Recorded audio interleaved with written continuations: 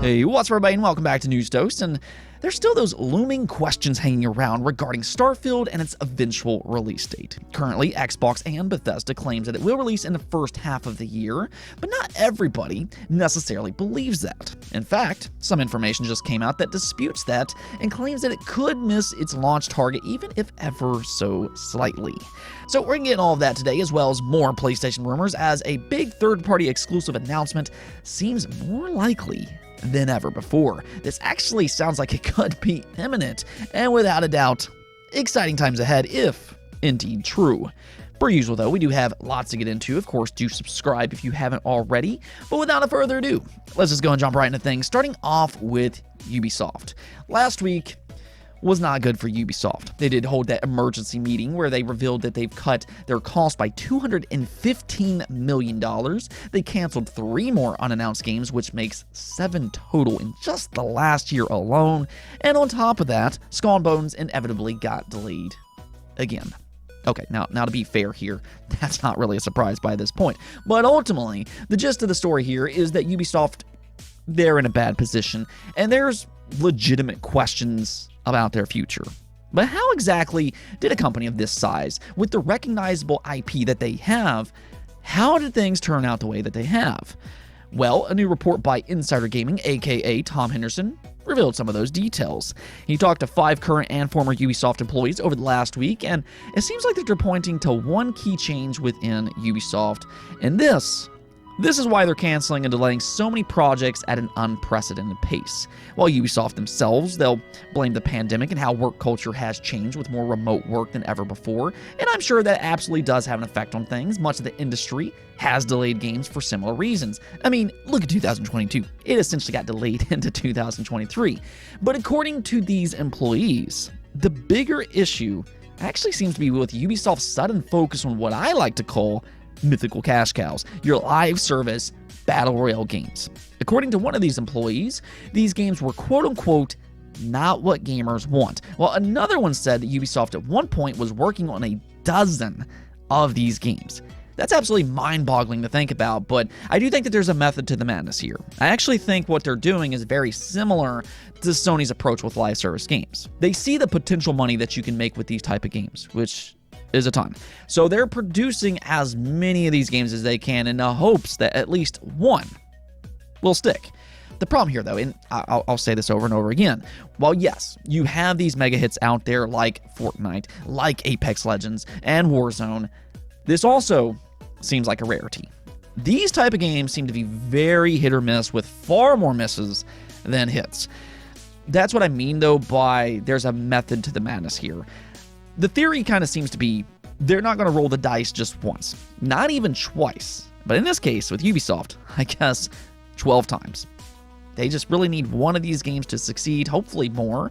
But again, Sony, if you look at what they're doing something similar as well. They're not relying on the chance of just one live service game having success, but rather they're producing a multitude of live service games in the hopes that just one will stick. But at least with Sony's approach, they seem to be more of an addition to their library rather than a subtraction. They are indeed still working on those single-player games that we all know and love, while Ubisoft, on the other hand, has almost forgotten many of their beloved IP that brought them success in the first place. Yeah, I think they might have went a little bit overboard here. They might need to find a little bit of a better balance going forward, but we'll see if they can get things turned around in the long run.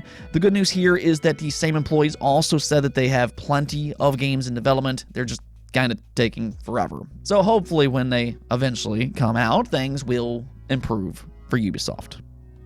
Now, we also got some reviews for some big games today. The next few days are actually pretty exciting, so I do want to do a little bit of a roundup here. The first of which is for Fire Emblem Engage. It is currently sitting at an 82 overall score on Metacritic as of this recording.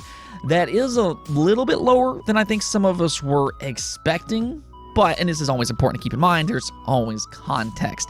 Don't just look at the score alone. But reading through some of the reviews, it does sound like that if you were hoping for a Fire Emblem game that goes back to the series' roots just a little bit more, with more of a focus on its combat rather than the social elements of Three Houses, then you're probably going to like Engage. Now, on the opposite hand, if you're more of a Three Houses fan, then you might prefer that one over this game.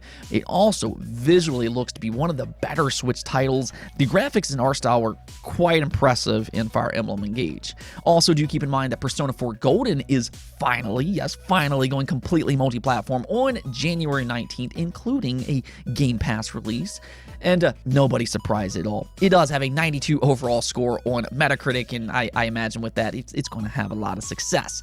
I mean, I've been telling you all this for years. Yes, Persona 5 Royal, that is an amazing game, and certainly the most popular in the series, as it was the breakout hit for the franchise.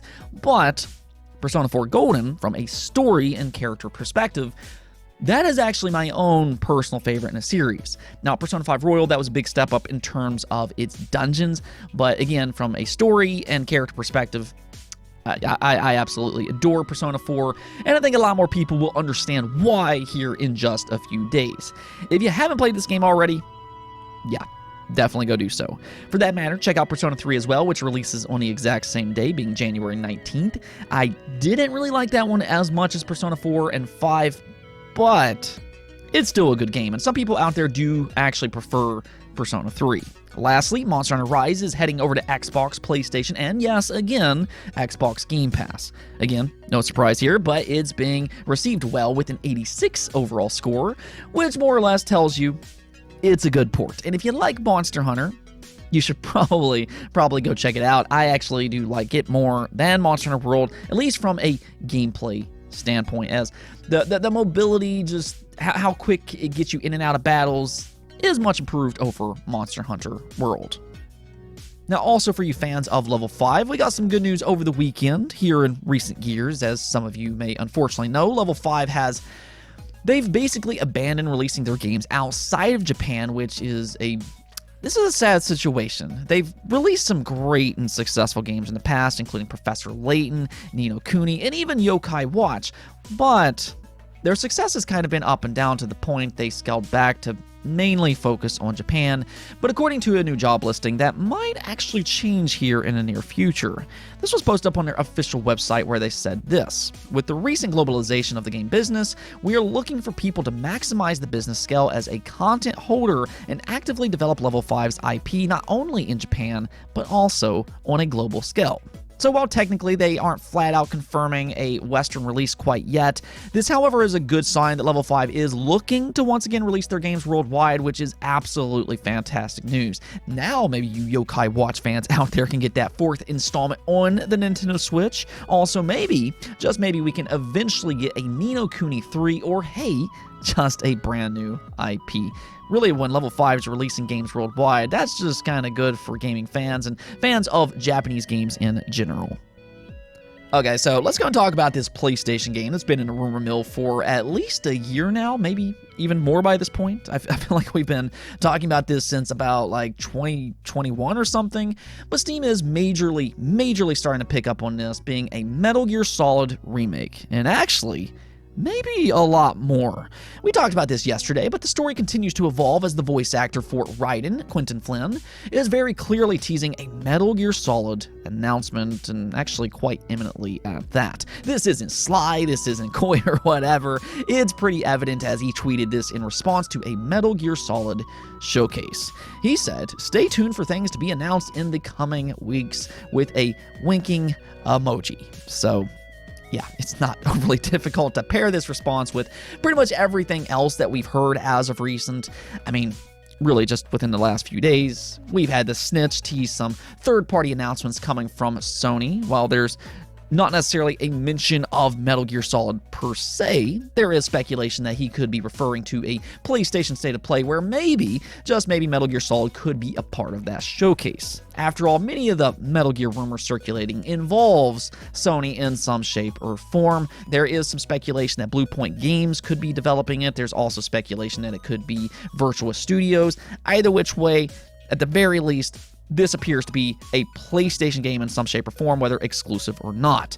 On top of that, Area Hogonez posted an article that their sources claim that a Metal Gear Solid remake announcement is likely happening between February and March. So a lot of things are starting to point to at least some type of announcement incoming. But one thing that's kind of interesting about Quentin Flynn tweeting this out is that Raiden is not in every mainline Metal Gear Solid game. Now, correct me if I'm wrong about this. It's been a little while since I've played through this series, but I believe he's in Metal Gear Solid 2, Metal Gear Solid 4, and then Metal Gear Rising. So if he's involved with an incoming announcement, it would have to include one of those games. So my take on this situation, and this is if any of this even comes to fruition, because I still caution taking rumors with a grain of salt. There's no absolute guarantee until confirmed. But if all of this does come to fruition, I think we're going to see multiple announcements, not just one. What I think could actually happen here is that a remake will be announced. And that will either be for Metal Gear Solid 1, which I'd personally prefer myself, or with Metal Gear Solid 3, which is currently what is rumored to be the case. Then Konami will announce a collection, if you will, for modern platforms, just to make these more readily available. There's already leaks about this and everything, so this isn't like some far-fetched speculation or anything like that. But with that, that's kind of where the inclusion of Raiden comes in. Now, there's also some speculation that maybe a Metal Gear Rising port could happen as a part of its 10th anniversary, or maybe even a sequel. That would be kind of cool. While I wasn't necessarily a massive fan of Metal Gear Rising, I do prefer the mainline series. It was still a fun game created by Platinum Games. I'd also like to see a modern port of Metal Gear Solid 4. It's still such a shame that that game is stuck on the PlayStation 3. It needs to be more easily accessible, not through cloud gaming, but locally on modern platforms, and for that matter, I think that it has aged incredibly well. I'd love to see that personally, but either way, with each passing day, the rumors of Metal Gear being inbound, it seemed to be gaining some traction. I mean, there's a lot of smoke behind this rumor by this point. Now, with all that said, I know there's a lot of speculation about an incoming PlayStation State of Play where they could announce this, and I could see that, as I do imagine Sony has something planned for the near future. And Metal Gear Solid, regardless, again, if it's exclusive or not, it is still a big part of PlayStation's history. But I also think that there's a possibility that Konami could do something similar to what they did with the Silent Hill showcase. They could actually just do a Metal Gear Solid showcase if they really do have that many announcements, but hopefully we won't have to wait much longer. Now, we do also have an update for Starfield and its eventual release date. Speculation continues to churn with fans concerned that it will miss its release window, which is currently set for the first half of 2023.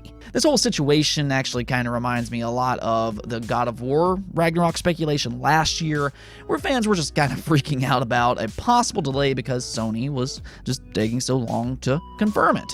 As we all know, though, it did not get delayed, but ultimately we're seeing something similar here with Starfield, with speculation just going absolutely rampant.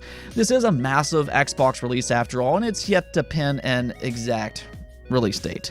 Well, according to Mr. Matty Plays on the Defining Duke podcast, there might actually be a reason for this, as he explained that he had heard from a source that he very much trusts, and that is that its release date is still up in the air. He mentions that it could be bumped from the first half of the year. However, and this is important to keep in mind, there appears to be no concern about a possible delay. In other words, if it does indeed get delayed, which is still a big if by this point, it's not because the game has issues. And actually, from everything that he's heard, Starfield is receiving positive feedback. It's actually sounding like a great game. This is also something that we've heard mentioned by other insiders as well, is that Starfield has had glowing feedback from playtesters. So this just kind of adds to that. Again, Starfield is sounding like a really good game. The reason for a possible delay in this case, though, is more because Xbox just wants to nail it with this game because it is an important release for them. They want to make sure that it is of the utmost quality when it does release. From everything that's just kind of being said, though, its release date is just kind of up in the air as of this moment. It could still release in the first half of the year. Mr. Matty Plays made that very clear. He made that crystal clear. Maybe it could release in June, but it sounds like that there is a slight chance that it could be bumped just ever so slightly to the summer and maybe be a July, August, or September release. Now, my own personal take on this is pretty much the same with what I say about every single game. I don't really view this as a bad thing. I mean, this is not a skull and bones situation where it's been delayed like a bajillion times for years and years and years. This would be a very small delay if it even happens in the first place, so no big deal there. But I view it as a good thing, just because it means Xbox and Bethesda, they are taking its release serious. They just want to ensure it's the best it possibly can be up on release. And for me, that's ultimately the thing. A year from now, nobody, and I mean absolutely nobody, will care about if it releases in June or let's say August. The only thing that people are ultimately going to remember is if it's good or not. So yeah, Xbox, Bethesda, take your time and ensure it's good day one. I'm all for that. Either way though, Starfield will have its own Xbox Direct sometime soon where we will see that deep dive, and that will be very telling of where this game is, and I'm sure we will get a more definitive release date now. Now, speaking of Starfield's release date, just with all of the rampant speculation, I wanted to ask you all, when do you think Starfield will release? And as you can see here, 21% of you said before June, 15% of you think it will be June, 18% of you all said summer of 2023, 29% being the majority here believes it will be holiday 2023, and 16% of you all believes 2024 or beyond. So I think from the results here, you can clearly see what I was kind of talking about before. There's a lot of people that just does not believe that this game will release in the first half of the year. It looks like about 36% of you all believes it will be June or before June. But then on the opposite side of things, 63% of you all are expecting it to release after the first half of 2023, with 16% of you all just believing it's not going to be 2023 at all. So yeah, you can see the speculation is a very real thing here. Like I said before though, ultimately, regardless of when it releases, as long as it ends up being a good game, that's really the most important thing here. I do believe it will release in 2023. I'd be surprised if it moves to 2024, but whether it releases in the first half, the second half, or the holiday of 2023, as long as it's a good game, that's really all that matters to me personally. If it comes out in June, that's absolutely fantastic. I'll be excited to play it myself. At the same time, though, if it gets bumped to the second half of the year, I can wait a little while. There's plenty of games to play in the meantime. It's not the end of the world, and I do understand decisions like that are for the best and for quality assurances. I guess the question I can ask you all, though, is let's say hypothetically it does get bumped into the second half of the year. Will you be upset about that if that does end up happening? Let me hear your thoughts about that in the comments below. Anyways, though, that's it for this episode. But if you liked the video, don't forget to bell notification and subscribe button for more content just like this. Also, if you'd like to support the channel through Patreon, thank you for making this content possible. Peace out.